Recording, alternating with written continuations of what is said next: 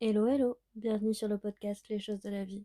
Les choses simples sont belles. Partageons les ondes positives et profitons pleinement de chaque instant que nous offre la vie.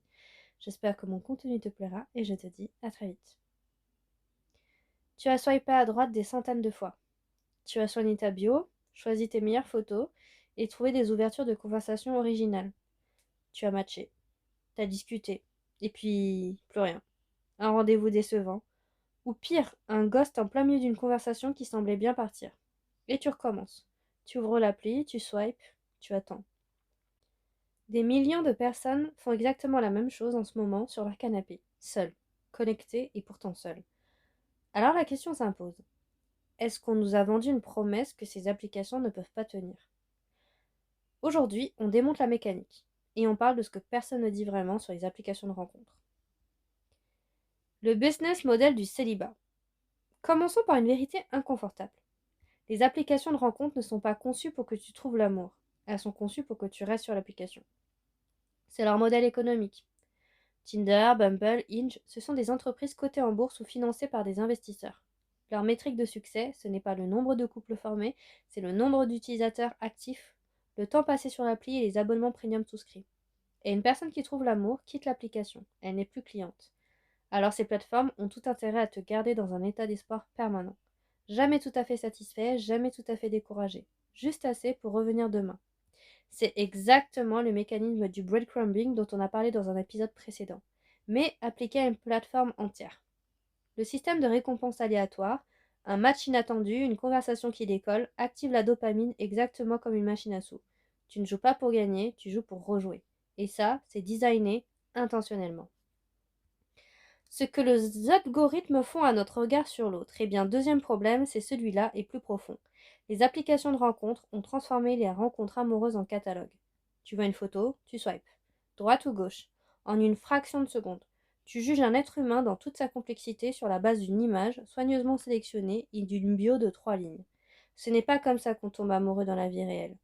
Dans la vie réelle, on tombe amoureux de la façon dont quelqu'un rit, de sa façon de commander au café, de cette chose étrange qu'il dit et qui te surprend, de cette énergie qu'il dégage dans une pièce. Tout ça, l'application ne veut pas le capturer. Et pire, à force de scroller, on développe des réflexes de consommation, on devient exigeant de façon irréaliste, on cherche le profil parfait, et on passe à côté de profils imparfaits, c'est-à-dire humains, parce qu'on sait qu'il en reste des milliers à voir. C'est ce que les chercheurs appellent le paradoxe du choix. Plus on a d'options, moins on est satisfait de ce que l'on choisit, et plus on a du mal à choisir tout court. L'abondance apparente des applications ne facilite pas l'amour, elle le complique. Alors le fossé entre le profil et la personne se creuse.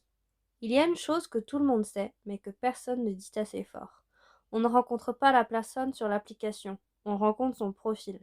Et entre les deux, il y a souvent un gouffre. Les photos datent de 3 ans. La bio, c'est un condensé des meilleures versions de soi. Les conversations par message permettent de réfléchir, de corriger, de se montrer plus drôle, plus profond, plus intéressant qu'on ne l'est spontanément. Résultat, le rendez-vous réel est presque toujours une déception, dans un sens ou dans l'autre, parce qu'on rencontre un humain réel après avoir fantasmé une image construite. Et cette déception répétée crée quelque chose de dangereux, un cynisme progressif, une méfiance de fond, une fatigue émotionnelle qui s'accumule, qu'on appelle aujourd'hui la dating fatigue.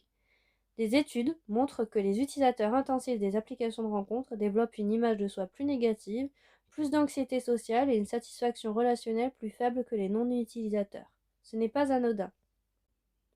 Ce que ça dit de notre rapport à la rencontre. Il faut être honnête, les applications ne sont pas les seules responsables. Elles révèlent et amplifient quelque chose qui existait déjà, une difficulté croissante à rencontrer l'autre en dehors des espaces numériques. On sort moins, on fréquente moins de tiers-lieux, des cafés, des associations, des événements, des clubs.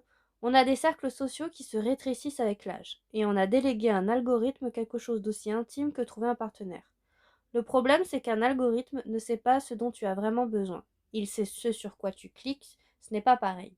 Et la rencontre amoureuse, la vraie, a toujours reposé sur quelque chose d'incontrôlable. Le hasard, la surprise, le contexte partagé, une histoire commune qui se construit dans la durée. Aucune application ne peut créer ça à ta place. Alors on fait quoi? Je ne suis pas en train de dire supprime toutes les applications ce soir, non.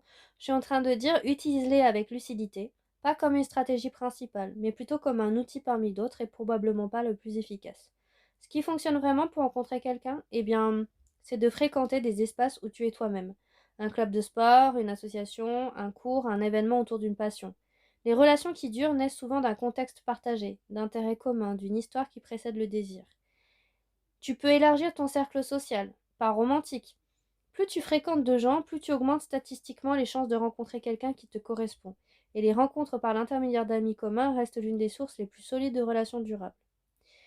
Troisièmement, c'est être présent dans ta vie réelle. Tête levée dans le métro, disponible dans une conversation, curieux des gens qui t'entourent. En fait, les rencontres arrivent quand on est ouvert, pas quand on est tête baissée sur un écran à attendre un match. Et si tu utilises quand même les applications, fixe-toi une limite. Pas plus de 15 minutes par jour, pas plus de 2 semaines avant de proposer un vrai rendez-vous, et un vrai rendez-vous, pas un café virtuel. Les applications de rencontre promettent l'amour et vendent de l'espoir. Ce n'est pas la même chose. L'amour, le vrai, il se construit dans la durée, dans le réel, dans l'imprévu, l'inattendu. Il naît rarement d'un algorithme. Il naît d'une présence, d'une disponibilité, d'un hasard qu'on n'a pas essayé de contrôler. Alors si tu es célibataire et que tu en as assez de swiper, peut-être que la meilleure chose que tu puisses faire, c'est de poser le téléphone et d'aller vivre ta vie à fond. Parce que c'est là, dans ta vie pleine, dans tes passions, dans tes soirées avec des amis, dans tes aventures, tes voyages, que les histoires commencent vraiment. Je te remercie de m'avoir écouté. Si cet épisode t'a parlé, alors tu peux le partager et on se retrouve très vite. En attendant, prends bien soin de toi.